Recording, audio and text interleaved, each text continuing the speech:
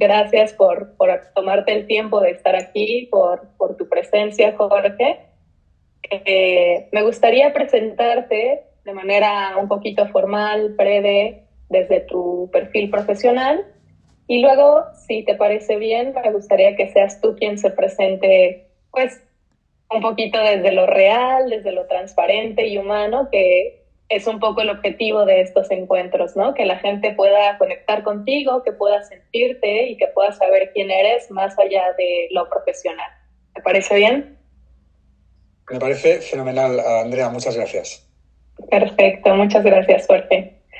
Pues bueno, Jorge es psicólogo clínico, es autor y profesor de investigación en el California Institute for Human Science en San Diego. Fue profesor titular de psicología del California Institute of Integral Studies en San Francisco por más de 20 años. También fue director del departamento de East-West Psychology de dicha universidad.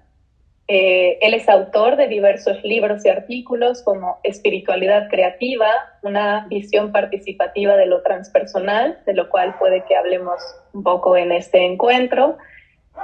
Participation and the Mystery, Transpersonal Essays in Psychology, Education and Religion.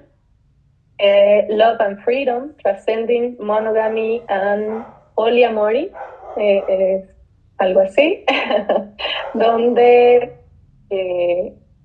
y no monogamia, más allá de la monogamia y el poliamor. Fue miembro del Esalen Institute Center for Theory and Research en Big Sur, California, donde ofreció también talleres de espiritualidad encarnada. Y bueno, en este momento, Jorge, si quieres tú presentarte, no sé, cuéntanos un poquito de quién es Jorge Ferrer hoy, en qué parte de su viaje está, cómo podrías compartirte.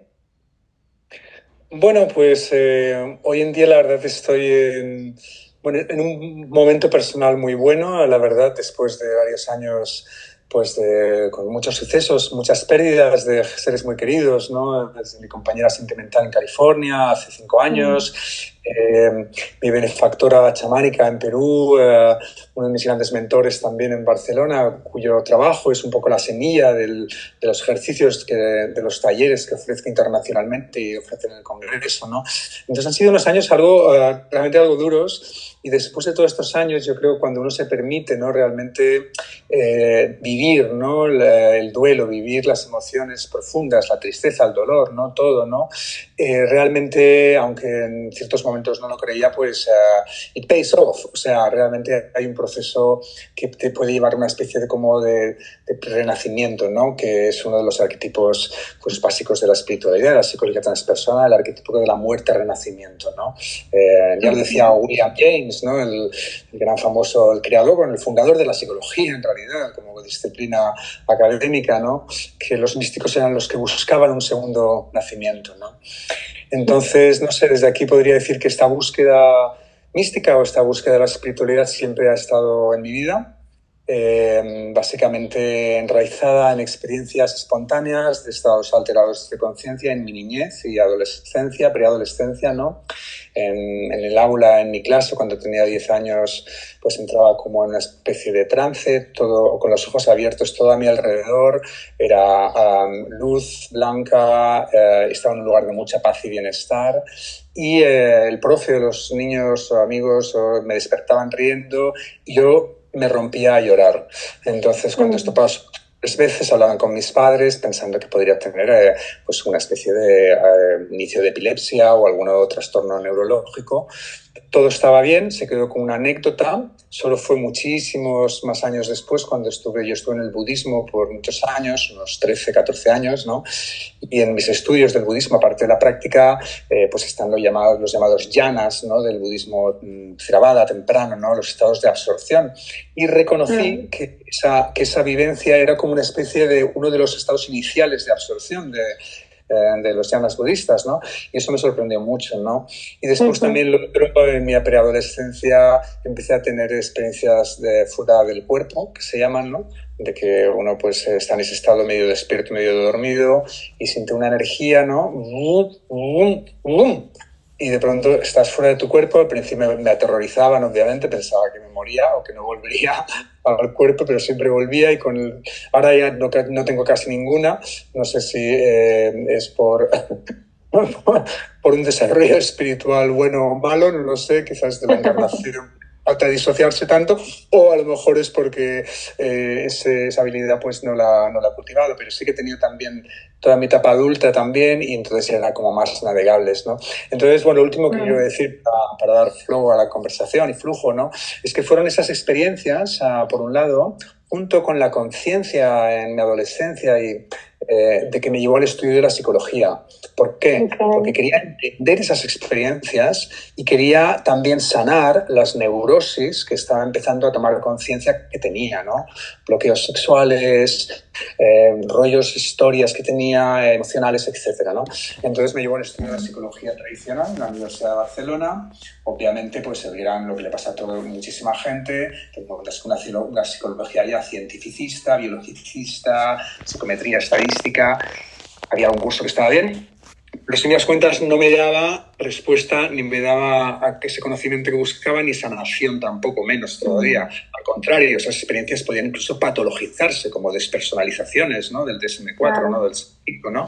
Etcétera, ¿no? Entonces eso me llevó a una búsqueda autodidacta, ratón de biblioteca que era. Yo pensaba que era un 5 en el diagrama, después me enteré que era un 7 y que evolucionó hacia el 5. Sé que estaba evolucionando en aquel entonces, en aquel ciclo de biblioteca. Y entonces llegué en un momento dado, pues estuve leyendo pues, Freud, obras completas, Fromm, a través de Fromm llegué al budismo zen, el budismo zen y psicoanálisis, y de ahí en un momento dado encontré un libro que editó la editorial Kairos, ¿no? Con la que ahora tiene varios libros también, que se llamaba Caminos más allá del ego, o Más allá del ego, en la primera Roger Walsh y Francis Bond, y de ensayos sobre psicología transpersonal, y dije, wow, esta es la psicología con alma, una psicología de la persona completa, una psicología que no patologiza sus estados, que me ayuda a entenderlos, que he estado buscando desde el inicio.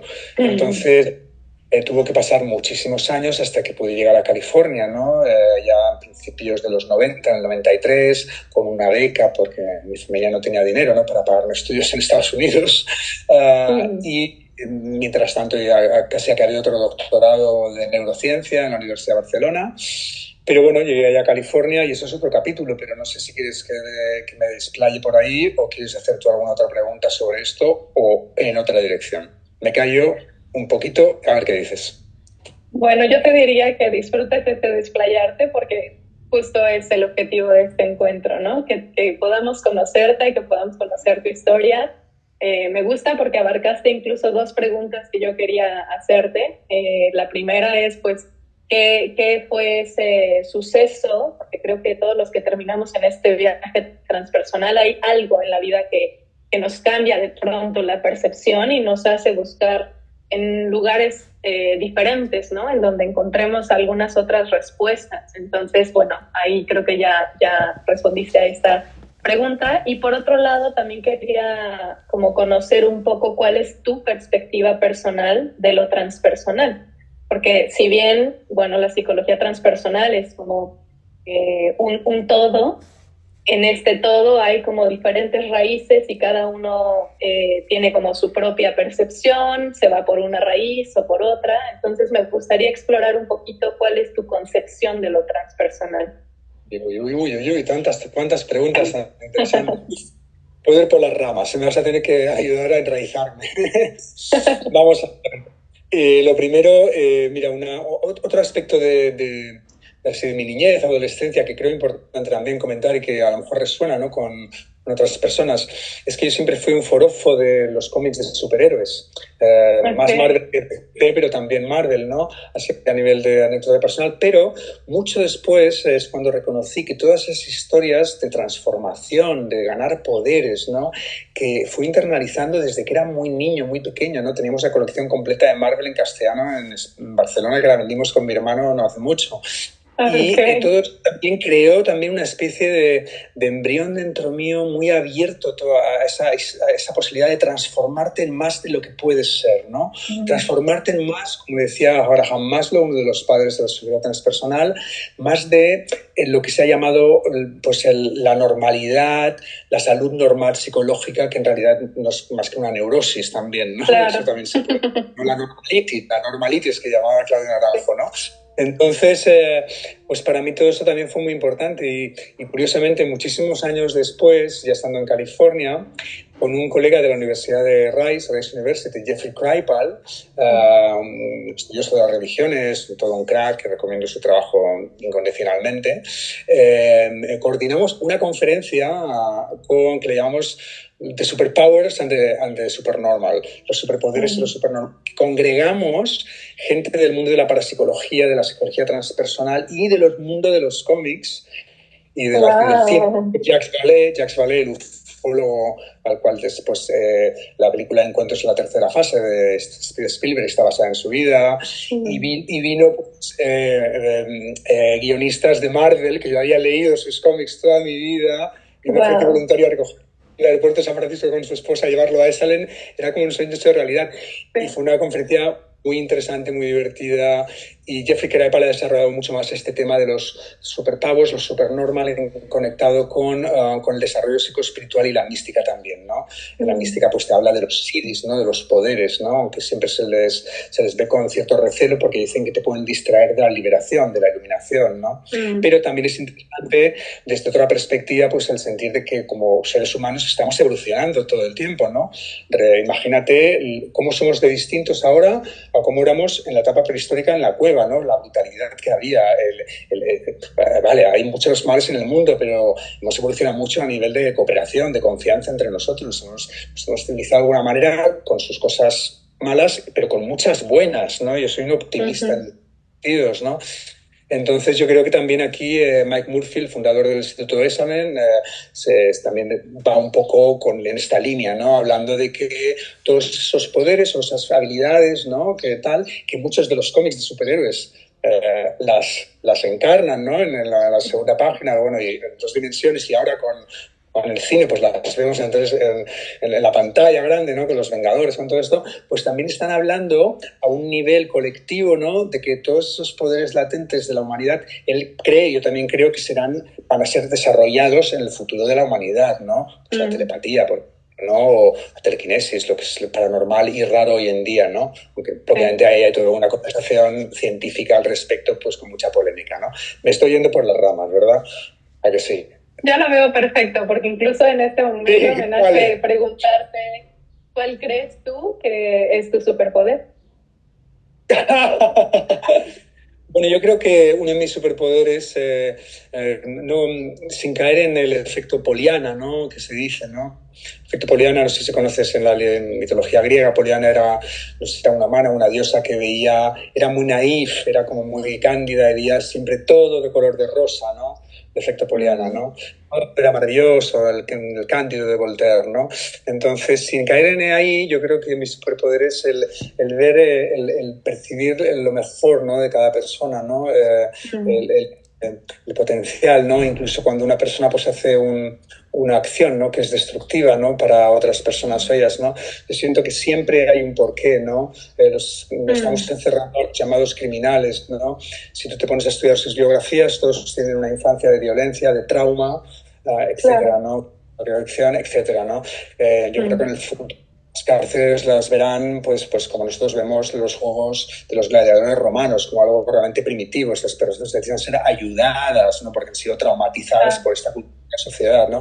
Entonces el ver más allá, ¿no? Ver más allá y ver también un poco la esencia de cada persona, ¿no? Y relacionarnos desde ahí, ¿no? Y cultivar eso, ¿no? Y crear de ahí pues esa comunidad no humana que bueno, que aún colea mucho, ¿no? Pero yo creo que eventos, ¿no? Como este que vamos a compartir, ¿no? Yo creo que es un gran ejemplo, ¿no? De esa comunidad transcontinental, ¿no? Me encanta que sea en México gotas, ¿no? Europa va a México, ¿no? Y México, claro, que además entre todo lo que es Centro Sudamérica y Norteamérica. Vendrá gente de California, amigos míos, vienen muchos, vendrá gente de Sudamérica, vendrá gente de Europa. este tipo de comunidades pues transversales, transtradicionales,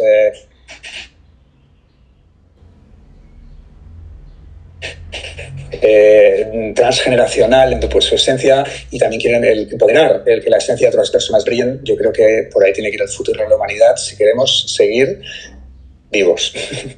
Claro, sí, sí, sí. Me encanta todo esto que estás compartiendo. Para mí, yo creo que es parte de la emoción de este encuentro también, ¿no? Lo que se está tejiendo a nivel global y que, pues bueno, es en mi tierra mexicana. Gracias. Me gusta que entre las preguntas de repente me dices, me estoy yendo por las ramas, ¿no? Como enraízame o ayúdame a bajar, porque tú incluso hablas de un concepto que a mí personalmente me gusta mucho, que es la espiritualidad encarnada, ¿no? No sé si te gustaría compartir un poco de esto y pues que podamos, que el público mexicano también pueda conocer un poco más a profundidad de este concepto. Claro. Bueno, prefacio esto con el gran proverbio español, ¿no? En casa del herrero, cuchara o cuchillo de palo, ¿no? Para encarnada, a ver, claro. Yo creo, mira, una de mis grandes maestras espirituales fue Joan Halifax, la primera mujer de Stanislav Grof, ¿no? Que después hizo maestra budista, ¿no? Una de las cosas más importantes que me dijo en el entrenamiento que hice con ella en distintos lugares, y también hice búsqueda de visión, en un momento con ella, me dijo, Jorge, no sé qué le pregunté, también algo personal, y me dice, Jorge, we teach what we need. Enseñamos lo que necesitamos, ¿no? Ese es el camino, ¿no? Y dije, wow, ¿no? Qué liberación, ¿no?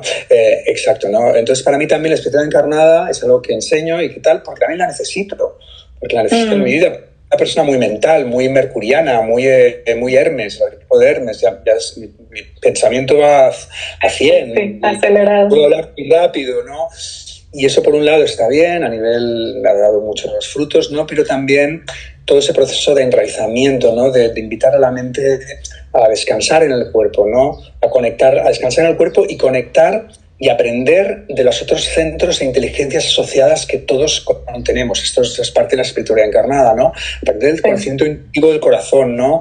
De la sabiduría instintiva de la vida que fluye a través de nuestra energía vital y sexual también, ¿no? A través de aprender del cuerpo, ¿no? Que la mente baje a ese nivel como un miembro más de un equipo y co-crear junto con el cuerpo, con el corazón, con el instinto, no solo nuestra vida personal y vincular, sino también nuestra vida espiritual. Porque en las tradiciones históricas, con algunas excepciones notables, la tendencia ha sido a cultivar una espiritualidad que yo le he llamado del chakra del corazón hacia arriba, ¿no? Y de partes del corazón, una espiritualidad pues más de la ecuanimidad, de la compasión, del amor incondicional, que me parece todo maravilloso, ¿no? Pero dejando de lado las pasiones fuertes, por ejemplo, ¿no? Una espiritualidad centrada en el cultivo de estados de conciencia, ¿no? De una liberación de la conciencia en la conciencia, como decía Sri Aurobindo, por ejemplo, el gran sabio hindú, ¿no? Y que no es lo mismo que la completa transformación holística o alineamiento espiritual de todo lo que tú eres, ¿no? Y esto también lleva problemas, ¿no? Que a veces pues los he comentado en algunas de mis charlas y tal, ¿no? El problema, por ejemplo, de tantos maestros espirituales o incluso ayahuasqueros, chamanes, ¿no? Que caen pues en temas de pues, abusos sexuales, problemas de abusos de poder, interpersonales, y es una mezcla de factores compleja. Hicimos un podcast hace poco sobre el tema aquí en España con otros dos psicólogos, muy interesante, ¿no? Que hicimos un análisis bastante completo, creo. Pero claro, en parte se basa en eso. Son personas que pueden estar realmente despiertas a nivel de la conciencia. Conozco a un chamán que era un maestro de los reinos psíquicos de la sanación, un elder, un anciano chipivo, ¿no? Pero que alrededor de chicas jóvenes se convertía en un adolescente, preadolescente, y perdía los papeles y después la acusan de abusos repetidamente, ¿no? Entonces yo creo que esta espiritualidad encarnada es importante para uno mismo, pero también para la cultura y para una cultura espiritual que evite o minimice este tipo de situaciones, ¿no? Hay otros factores, obviamente, pero esto también es importante, ¿no? Y después también lo último que diré para darte la palabra y sigamos el roll de ball, rolando la pelota entre los dos, ¿no? Es que para la espiritualidad encarnada para mí es nuestro derecho de nacimiento, ¿no? ¿Por qué? Porque el cuerpo humano, ¿no? El 97% de lo que contiene el cuerpo humano, ¿no? A nivel atómico, ¿no? Viene del Big Bang hace 14 billones de años, o de la explosión de supernovas en el centro de la Milky Way, de la Vía Láctea, hace unos 4,6 billones de años, ¿vale? Ahí los elementos más pesados, ¿no? De fusión nuclear, de explosión de estrellas, ¿no? El oxígeno y el carbono, y el Big Bang, el hidrógeno y el helio, ¿no? 97% de los átomos que tenemos vienen de todo ahí, ¿no? Y los átomos no envejecen, las células envejecen, pero los átomos no envejecen. Entonces, somos seres cósmicos y el cuerpo es una de las claves para conectar, ¿no? Con ese recuerdo y conciencia cósmicas. Es una de las claves y ha sido como olvidado en muchas tradiciones espirituales, ¿no? Como el cuerpo se ha considerado como algo a trascender, ¿no? Entre espirituales trascendentalistas, como algo ilusorio, como donde no está la liberación, como algo peligroso, incluso pecaminoso por su relación con la sexualidad, ¿no? Interesantemente, para mí esto es parte de lo que le llamo la trinidad profana o no sagrada de la imaginación patriarcal, ¿no? El cuerpo, la naturaleza y la mujer. Todo lo que de la mente masculina patriarcal, distorsionada, no puede controlar, tiene que subyugarlo. Entonces, yo creo que también esta propuesta es una propuesta que invita esa espiritualidad también más holística, ¿no? Que lo femenino y lo masculino, matrimonio alquímico completo a la par, ¿no? Y también lo no binario, si nos ponemos aquí ya a elucubrar, ¿no? En relación con todo lo que está ocurriendo pues con el género, con lo masculino. Bueno, lo masculino y el femenino es distinto al género, obviamente, ¿no? Claro. Hace tiempo, ¿no? Eso es otro tema. Podríamos ir por ahí, pero me callo, bien calladito, a ver por dónde quieres ir tú.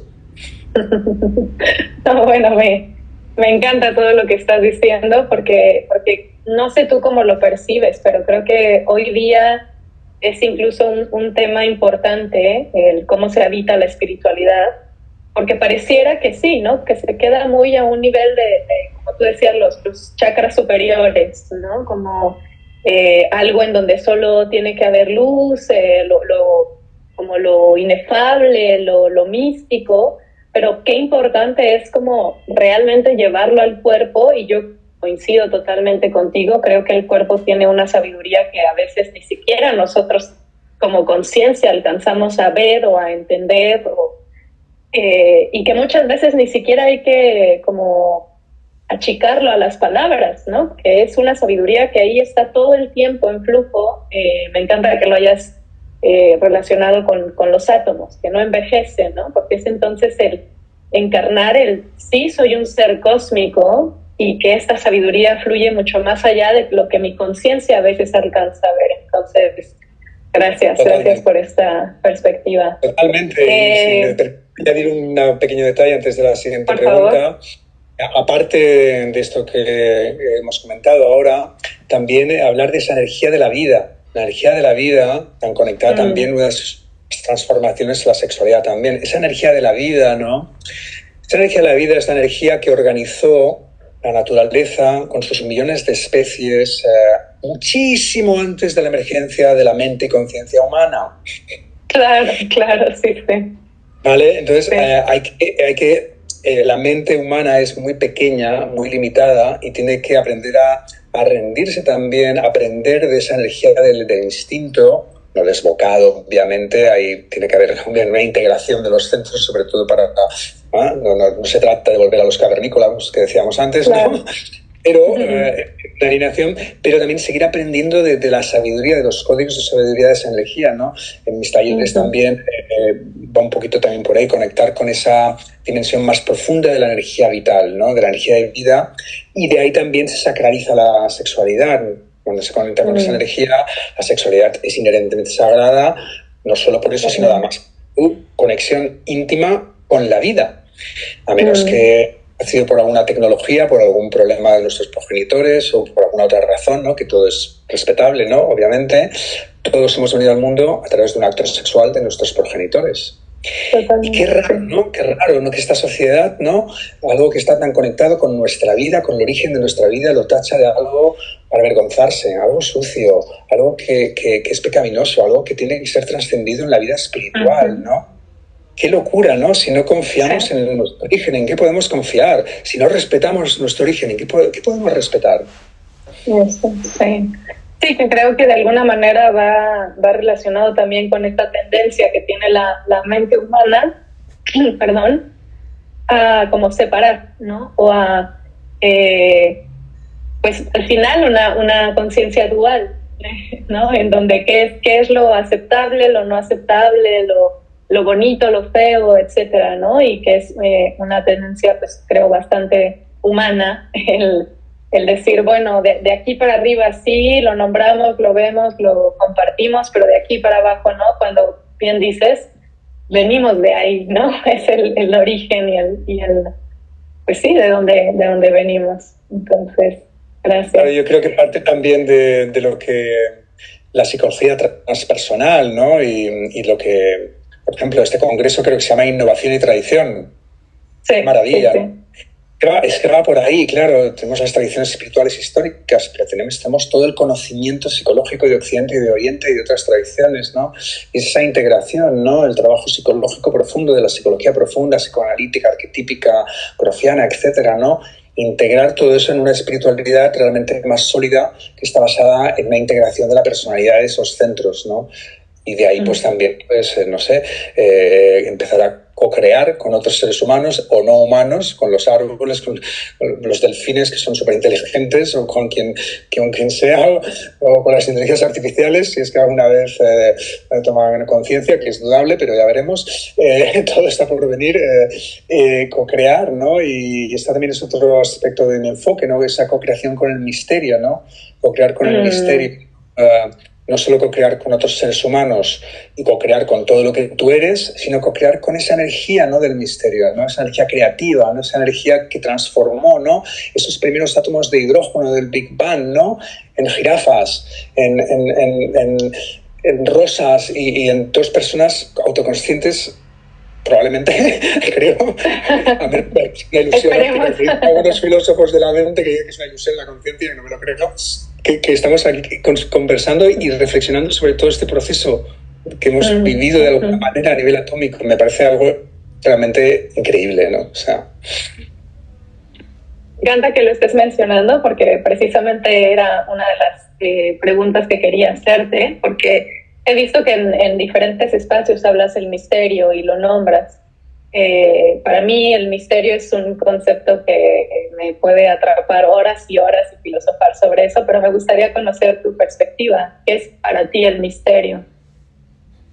Bueno, en realidad la respuesta más apropiada sería permanecer en silencio. Claro. Sí. Y sentirlo, ¿no? E invitar también a sentirlo, ¿no? Pero bueno, como soy un académico y nos gustan las palabras y también está bien describir las cosas, ¿no? Y he escrito libros sobre el tema, ¿no? Pues puedo decir algo, ¿no? Lo que es para mí, no sé. Claro, para mí el misterio es esa energía o proceso creativo, ¿no? Desde ese Big Bang, o quizás incluso antes, porque es probable que antes de Big Bang los cosmólogos modernos dicen que en otros universos, bueno, un montón de cosas hay hoy en día, ¿no? Esa energía creativa, proceso creativo, ¿no? Que incluso la ciencia moderna no dice que es indeterminado. Cosmólogos modernos, yo leo bastante cosmología, dicen ese proceso creativo es una energía que es indeterminada, no sabemos lo que es, lo que hace, que impulsa, propele que haya esa diferenciación casi infinita, ¿no? De átomos que llevan después a las células, a la vida, ¿no? En el planeta Tierra, a la conciencia, a la vida. O sea, es flipante todo, ¿no? Entonces, para mí eso es el misterio, ¿no? Y yo creo que muchas de las tradiciones espirituales, ¿no? De alguna manera han lo que llaman co-creado, enactuado con ese misterio, ¿no? Lo que ellos definen como principios últimos o realidades últimas, ¿no? Un dios personal, ¿no? El Brahman del hinduismo, la actividad budista, ¿no? Etcétera, etcétera, etcétera. Que en realidad son realidades distintas experiencialmente por mis atisbos de estas realidades personales, vivenciales y por mi estudio de la mística comparada.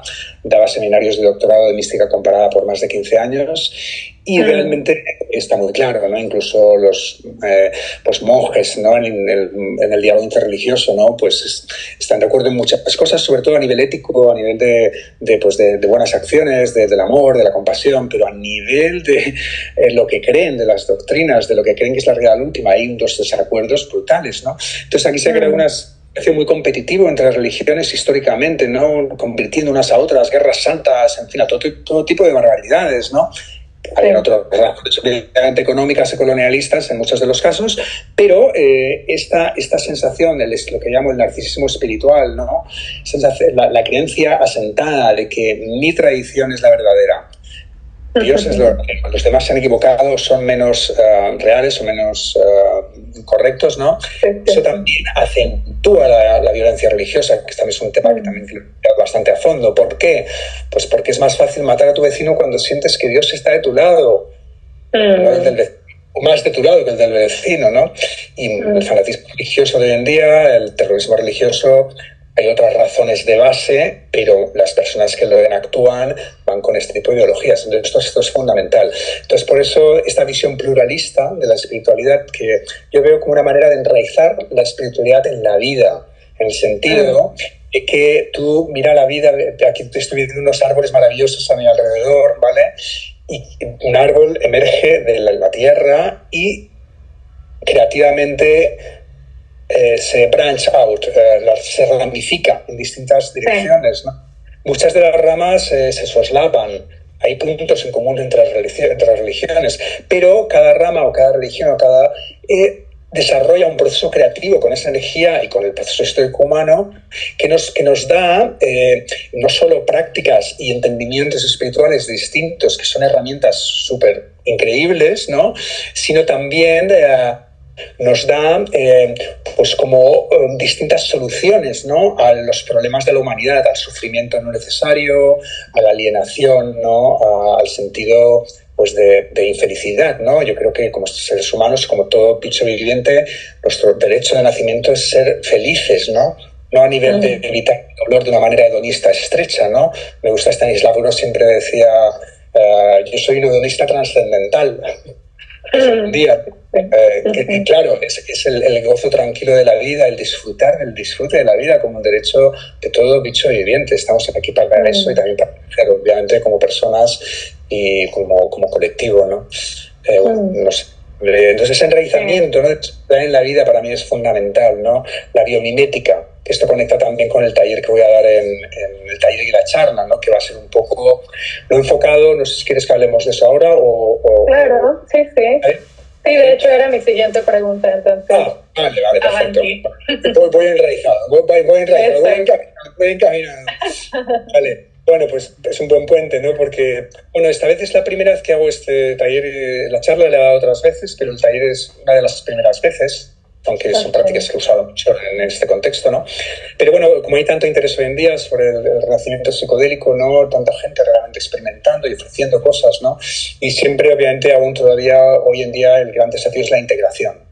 Es la integración de esas vivencias, ¿no?, en la vida cotidiana, en un proceso de transformación que realmente, pues que no se quede una experiencia bonita, sino que realmente se enraice en el cuerpo, active tu energía vital y esas semillas vitales, potenciales aún no manifestados en tu vida, se activen y empiecen a florecer después de un proceso de gestación en tu vida, ¿no?, en la conciencia, en tus acciones, etcétera, ¿no? Entonces, la charla utilizaba la metáfora de las 4 estaciones. Es una aplicación de la biomimética. La biomimética es esa disciplina, no sé si la conoces, biomimesis, biomimética, que busca en la naturaleza soluciones a problemas humanos complejos o comprensiones. Okay. Por ejemplo, vamos a observar los edificios de las termitas, los nidos de las termitas, para crear edificios más ecológicamente sostenibles, ¿no? La piel del tiburón para bañadores de nadadores olímpicos, larguísimo, etcétera. Ejemplo brutal ahora que me enteré no hace mucho de unos hongos que, bueno, no lo voy a explicar todo entero, pero unos hongos, no psicodélicos, unos hongos que tienen una inteligencia que hicieron como pudo, a través de un experimento que ahora no puedo explicar por razones de tiempo, crearon un mapa de Tokio y de Toronto y de otras ciudades mucho más efectivo que el que los humanos crearon, ¿vale? Es increíble, ¿vale? Entonces, todo esto... Entonces es como una aplicación del conocimiento que tenemos de la naturaleza al desarrollo, al crecimiento y también la transformación e integración humana un poquito, ¿no? La charla y el taller van a ir por ahí. Bueno, igual aprovechar para que quienes nos vean sepan de qué estamos hablando exactamente. El taller de Jorge será Somática Transpersonal, Técnicas Corporales para la Integración Psicodélica. Este será un taller post-conferencia que será el 28 de octubre, me parece, ¿verdad? Honestamente me siento intrigada por tu taller, porque sí, creo que con este boom psicodélico que estamos teniendo, muchas veces me gusta cómo lo nombra un chico de Chile, que dice, se queda a veces en anécdotas efímeras para contar, ¿no? Como una experiencia que puede ser probablemente el paso para un cambio evolutivo en tu experiencia humana, se puede quedar ahí, ¿no? Como una anécdota más, como un recuerdo, un sueño bonito, y creo que el hecho de que tú lo lleves tal cual al cuerpo puede que nos ayude como a encarnarlo, ¿no? Como lo que venimos platicando. No sé si te gustaría compartirnos no sé, algún pequeño ejercicio o algún atisbo de algo que puede que hagan en este taller, como para motivar también a que quienes resuenan con este enfoque pues puedan acercarse a tu taller. Bueno, antes de ir por ahí, también suelo comentar, ¿no? Como que el cuerpo es fundamental. ¿Por qué? Porque es la parte más densa del ser humano. Densa que las emociones, que los pensamientos, ¿no? Son más etéreos, etcétera, ¿no? Entonces, los cambios que se hacen en el cuerpo o a través del cuerpo y energéticos es como son más estables, más permanentes. Cuando se enraizan las cosas en el cuerpo, son más chances, más posibilidades de que permanezcan más. Y un poquito el taller va por ahí. Hay prácticas de enraizamiento, etcétera. Del taller, las prácticas no las voy a describir porque me gusta, obviamente, abrir el misterio. Me encanta. Y también porque las prácticas descritas fuera de contexto, pues no tienen tanto sentido. Es como intentar explicarle a alguien qué es la meditación si no ha meditado, qué es una experiencia de ayahuasca si no ha tomado ayahuasca nunca, ¿no? Hasta que no se vive, puede entender. Pero lo que sí que puedo decir para que las personas, ¿no?, interesadas pues sepan dónde se meten, por así decirlo, ¿no? Ya que en este trabajo utilizamos la herramienta principal, es el contacto contemplativo consciente. Lo llamamos en inglés Mind Physical Contact. ¿Por qué? Porque el contacto físico despierta la energía vital, la energía de la vida sagrada vital. Y la conciencia contemplativa trae la energía de la conciencia. Y ese alineamiento de esas dos energías, la vital y la contemplativa, en el eje de la persona a todos los niveles, en el cuerpo, en el instinto, en el corazón y en la mente, es parte de lo que es el proceso de integración, ¿no? Importante, ¿no? Entonces, son prácticas guiadas, respetuosas, contacto respetuoso. Nadie, obviamente, hay que decirlo, ¿no? Es obvio, pero hay que decirlo, nadie es forzado a hacer algo que no quiere hacer. Todas las personas pueden poner sus límites de contacto, se enfatiza en el taller, hay seguridad total. Es un quedado internacionalmente por más de 20 años, desde amas de casa en Sudamérica hasta académicos en Japón, en el Instituto Esalen, en España, en Ibiza.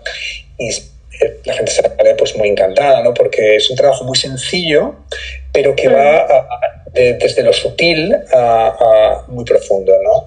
Y en este caso vamos a experimentar pues con estas prácticas que pueden tomar muchas formas, depende del tema del taller, pero las vamos a enfocar en ayudar a dar herramientas para que facilitadores o personas que pues eso, dan herramientas para facilitar esa integración, ¿no? Ese enraizamiento corporal y esa integración de la experiencia en sus vidas.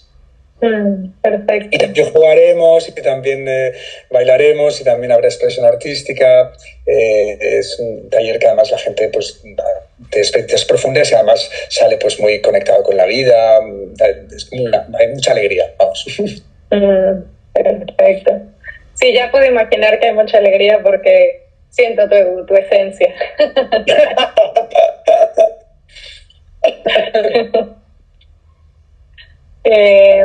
Bueno, algo más que también me gustaría pues escuchar tu perspectiva. Al como trabajar con esto de la integración psicodélica y que, bueno, como los dos mencionamos, es un tema como actualmente muy sonado alrededor del mundo. No sé, me gustaría si nos quisieras compartir qué opinas tú de, digamos, de este boom actual, como ¿qué dirías que podemos también nosotros como terapeutas, digamos, acompañar de alguna manera este boom o este cambio de renacer psicodélico? ¿O cuál es tu perspectiva? No sé, quiero solo como ahondar, indagar en el tema un poquito. Ya. Bueno, es un tema que podríamos tener otra entrevista entera sobre este tema, ¿no? Porque, de nuevo, el árbol se ramifica en muchas direcciones, ¿no? Pero para ser lo más breve posible, lo que puedo decir es que, como todo adelanto de evolución humana, desde la inteligencia artificial a esto que está ocurriendo ahora, ¿no? Pues tiene sus pros y sus contras, sus usos y abusos, sus cosas realmente maravillosas que están ocurriendo, ¿no? Que muchísimas personas, por ejemplo, a medida que esto se vaya legalizando y se vaya extendiendo, pues van a poder sanar, ¿no? Pues desde trauma hasta cosas de abusos, hasta ayudarles a morir mejor, el duelo, de una manera mucho más efectiva, ¿no? que la psiquiatría convencional ha podido hacerlo hasta ahora. Eso está clarísimo, ¿no?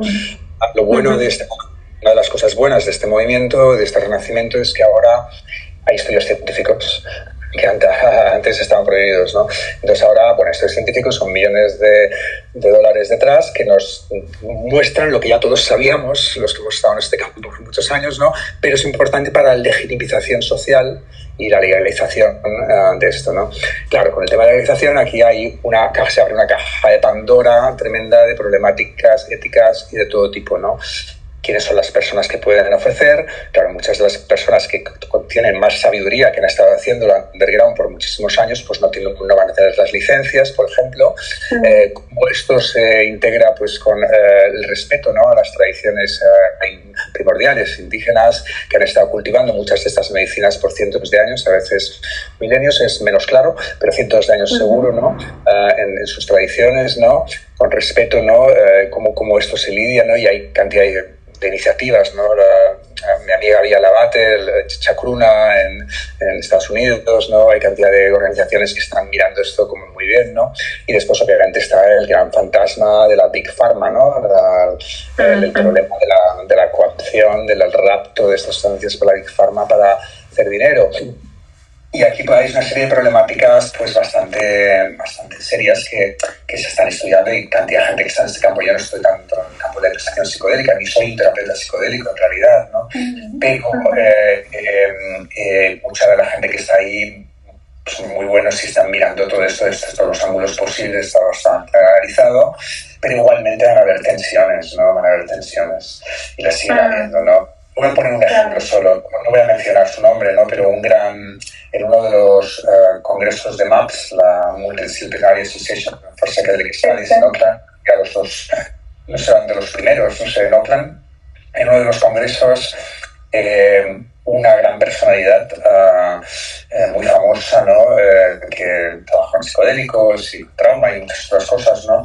Pues tuvo un desencuentro con una mujer indígena en este congreso, ¿no? Que fue público, en el sentido de que después de su charla la mujer indígena dijo, bueno, pero toda esta organización científica está bien, pero estás olvidando el contenedor ritual, ¿no? De que nosotros está cultivando, que lo consideramos súper importante, todos estos aspectos y tal, ¿no? Y esto aquí en la clínica tal, eso se va a perder, tal, ¿no? Y la respuesta de esta persona fue un poco abrasiva, le dijo, no, me parece que tú no entiendes que la ciencia es el ritual del moderno occidente. Y ahí hubo un conflicto, ¿no? Entonces es un ejemplo del tipo de tensiones y polarizaciones que se pueden dar. Yo creo que aquí el tema, el camino, ¿no? El poder y la posibilidad, ¿no? En ese encuentro, ¿no? Es la humildad. Es la humildad por parte de todo, no solo de los científicos occidentales, sino también por parte de los indígenas, porque también hay indígenas orgullosos que somos lo que sabemos y los demás no saben nada. Podemos todos considerarnos maestros y estudiantes, podemos considerar que podemos aprender mucho de la ciencia, como hay mucha gente indígena que aprende y está muy abierta, ¿no? Pero otros no. Los científicos igual podemos entender que podemos aprender que a lo mejor la sanación de la ayahuasca no es solo el DMT y todas estas cosas, sino que a lo mejor son los ícaros y unas entidades, unos doctores astrales que han venido a esa ceremonia y han curado a esa persona energéticamente. Podemos abrirnos a todas estas cosillas. Un diálogo simétrico, ¿no? Entre la ciencia moderna, entre la innovación y la tradición. Sí. Es el tema del congreso. Exacto, sí, justo era lo que iba a nombrar, que me encanta que lo estés poniendo en palabras, porque precisamente el tema de ese congreso, conferencia, es innovaciones y tradiciones en las artes y ciencias del ser. Y que precisamente algo que me gusta, que María Islas está proponiendo, haciendo una de las anfitrionas de este encuentro, en donde el encuentro entre los abuelos o artesanos, digamos la voz la voz indígena como tal, y los profesionales, ¿no? Y las mesas un poquito más occidentales, van a estar al mismo nivel, ¿no? Habla de un encuentro como más al mismo nivel, en círculo, ¿no? En donde se va a poner la palabra de todos al mismo nivel, y me encanta que nombrase la humildad, porque creo que es la manera, ¿no? En la que podemos, pues, ser parte de ese tejido, en donde creo que de alguna manera también con el cambio de era estamos tendiendo a ya no establecer relaciones de poder tan marcadas, que creo que también por ahí es algo muy patriarcal, sino como empezar a aprender a vernos como iguales otra vez, ¿no? Como establecer conversaciones entre humanos, unos con alguna cosmovisión, otros con otras cosmovisiones, y aprender a nutrirnos en conjunto. Y también en el encuentro, pues, de lo que tiene que ver con la ciencia, con la tradición, con la innovación, con el arte, con todo lo que, como tú lo dijiste al inicio de este encuentro, que es verdaderamente holístico. Porque de pronto como que el tema de lo holístico se queda, como tú decías, muy en lo superfluo, en el aire, en lo de arriba, ¿no? Pero creo que eso polos es, pues, al final el todo integrativo, ¿no? Entonces, gracias. Sí, un colega mío, Jeffrey Kripal, de la Universidad de Rice University, con el que colaboramos mucho en el pasado, ¿no? Él lo dice de esta manera, que dice hay que dejar el orgullo del académico, del científico, y abrirse a la gnosis, el conocimiento específico del practicante, ¿no? El chamán, pero también de la otra manera. Tiene que dejar el orgullo del practicante y abrirse a la gnosis, al conocimiento particular, de que trae la ciencia y trae todas una serie de investigaciones que también puede iluminar, ¿no? Yo creo que ahí está el poder y la posibilidad, ¿no? En esa integración, ¿no? Que es el tema de la conferencia, ¿no? Después, lo último que también diré es, se habla de esa igualdad, obviamente, claro, y entiendo lo que querías decir, pero quería matizar, ¿no? Lo que has dicho, ¿no? Es una igualdad que es importante no confundirla con mismidad, ¿vale? Claro, desde la diferencia de que todos tenemos algo que enseñar y todos tenemos mucho que aprender desde ahí. Y ese es el yo creo que un poco va a ser un poco por lo que entiendo, pues el tono de este encuentro increíble, ¿no? Y esto que me has dicho de estos paneles me parece algo, vamos, fenomenal, y ahí está el futuro. Ahí está el futuro. Eso. Oye, y ya para ir también como cerrando este encuentro, yo podría seguir conversando contigo horas, pero bueno, para darle también... Espera una sardinada.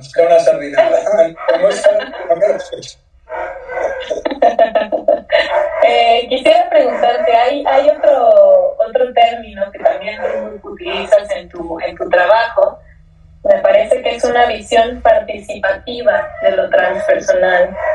¿Qué quiere decir eso? No sé si, de pronto no sé por qué, pero lo asocié a lo que estamos conversando, pero quizás yo estoy un poquito perdida, entonces me gustaría, si lo quieres compartir.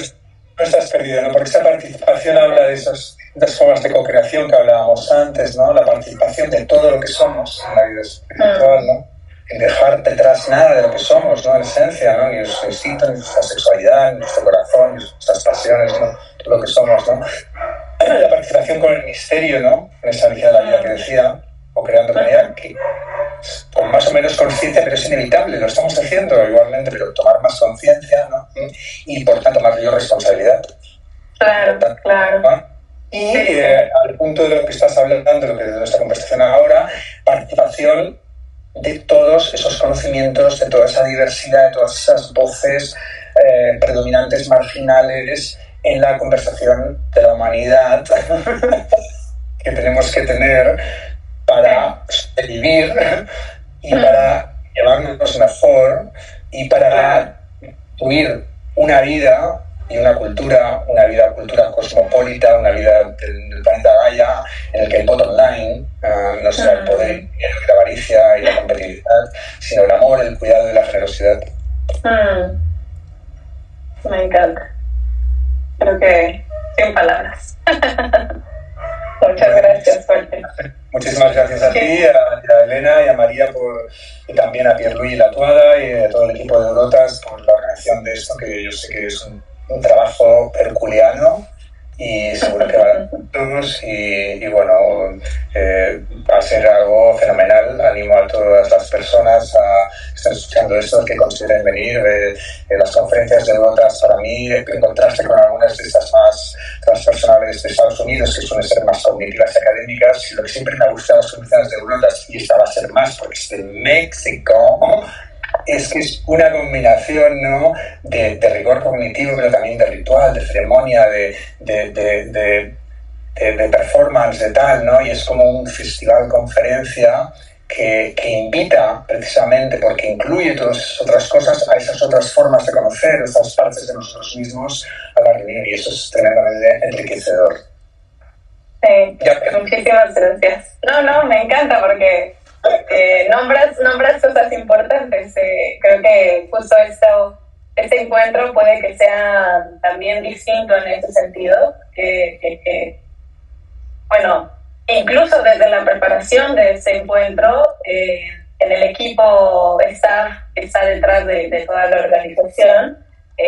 Vamos también como ritualizando cada paso, ¿no? Vamos encontrándonos en fechas específicas de acuerdo al sincronario, ¿no? Al síncrono, sin tiempo, a la cuenta del tiempo, que pues es una cosmovisión desde lo anáhuac, desde lo nativo mexicano. Pues ahí María está haciendo magia, digo yo, ¿no? Al reencontrarnos en fechas específicas, aprovechar la energía del día, y así desde ahora que estamos siguiendo con esta energía, pues todo eso también se va a ver reflejado en este encuentro ritual, llamaría yo, ¿no?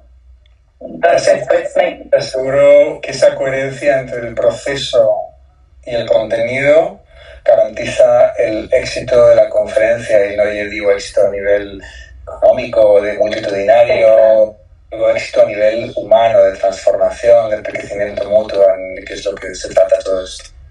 Exacto. Pues bueno, Jorge, muchísimas gracias. A vosotras, gracias, con muchísimas ganas de volver a México.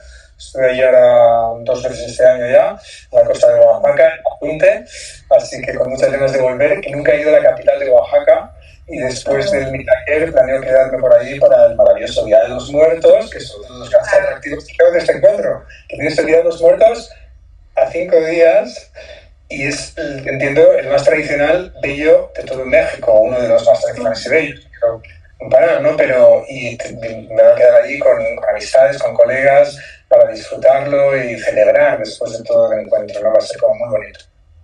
Exacto. Pues muchas gracias por tu presencia, por tu tiempo, Jorge, y feliz de encontrarnos en mi tierra próximamente.